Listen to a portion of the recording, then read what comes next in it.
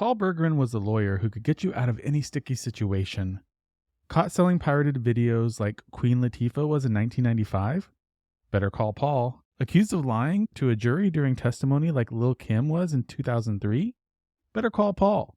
Caught stabbing your spouse 10 times with a steak knife? No matter if you were innocent or guilty, Paul could get you off the hook. We see lawyers like this in The Sopranos or Breaking Bad, but what happens when those fictional lawyers cross over into the real world? At the peak of his career, Paul Berggren was undefeated, a master lawyer who knew the system inside and out. But when an FBI agent finds traces of Berggren's involvement in a massive drug ring, questions start to arise on the lengths Paul went to achieve his dominance and what he would do to ensure he stayed there.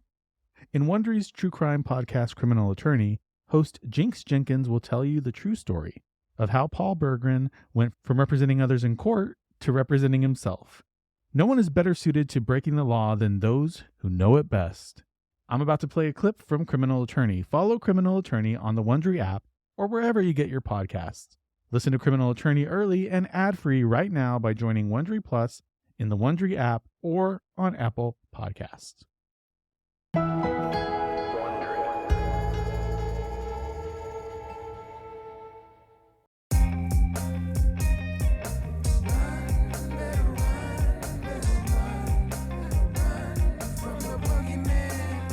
From Wondery, I'm Brandon Jinx Jenkins, and this is Criminal Attorney. It was 2003, and Shawn Brokos was on her way to a Newark apartment complex. She had received a tip that someone in that apartment had a gun, that they shouldn't. Shawn was in her early 30s, blonde and white in Newark. She looked like a teacher, or a dentist, or someone with a desk job at a bank, which is actually what she'd been doing 7 years earlier. She ran the loan department at a bank in El Paso. So overseeing who qualified for commercial loans, personal loans, car loans. Until one day when federal agents came to the bank. They were investigating one of the bank's clients who they suspected of money laundering. It wasn't like in the movies. It wasn't all that exciting. Just two guys wearing suits serving a subpoena. But Shawn was fascinated. She thought to herself, Wow, this sounds a whole lot more interesting than the work I'm doing. I literally walked down to the local FBI office. I put my name in, filled out an application, and before I knew it, I was off to Quantico for training for the FBI. Fast forward to present day, and Shawn was a full-on, bona fide FBI agent. It was something that I knew would be an adventure. Look, Newark at the time was not a great place, but if you're in law enforcement, boy, there's no better place to be. She was part of the gang squad. We were always running cases on the Bloods and the Crips because at the time in Newark, those were the strongest street gangs. And on this day, the case involved someone affiliated with the Crips. The man's name was Kimo Deshawn McCrae. Kimo had been convicted of a felony, so it was illegal for him to have a gun. And that was enough to take him down. When Shawn and her partner got to the apartment, they knocked on the door. They were led inside, where they met Kimo and his mother. We said, hey, we know you have a gun in the apartment. We know that you cannot be in possession of a gun. We don't have a search warrant. We can get one, but if you turn that weapon over to us, that would be the best thing to do. They went to the bedroom and opened the closet door. And there it was in the back of the closet. It was a sizable shotgun. Brown stock, older model, and sawed off, meaning the barrel had been shortened. They grabbed the shotgun and headed back to the living room. I immediately walked up to Kimo and I said, you're gonna have to come with us. And I was holding him. I think it was on his forearm or maybe like his upper arm. And I remember he just literally slipped right out of the jacket. So in a split second, he's gone and I'm left holding this jacket and he's out the door. Kimo and his mom were on the ground floor of the apartment building, so his escape was pretty simple.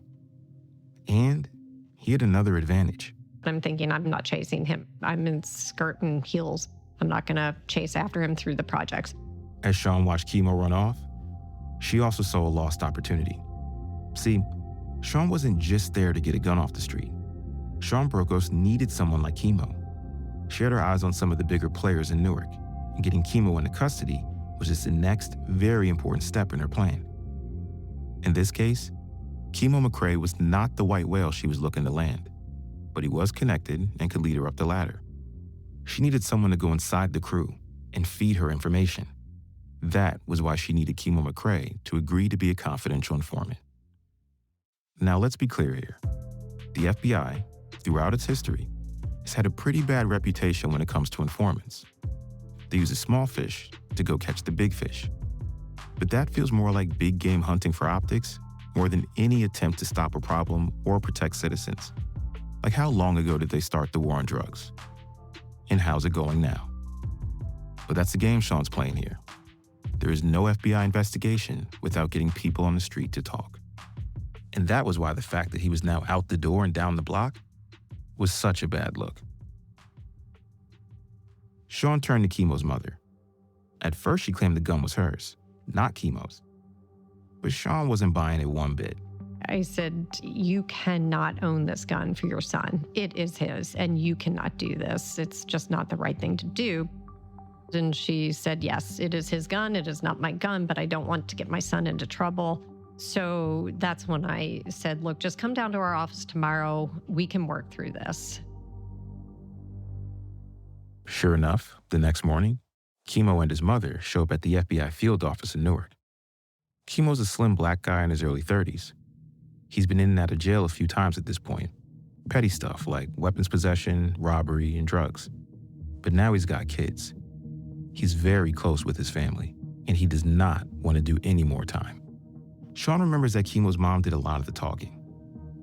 He looked terrified. In his mom's apartment, Chemo had gotten the jump on Shawn. But here, in her office, with Chemo's mother by his side ready to do anything to secure his freedom, Shawn had all the leverage. She'd been in this situation enough times before. She'd sat across other young men like Chemo and tried to flip them. So by now, she had a whole speech worked out.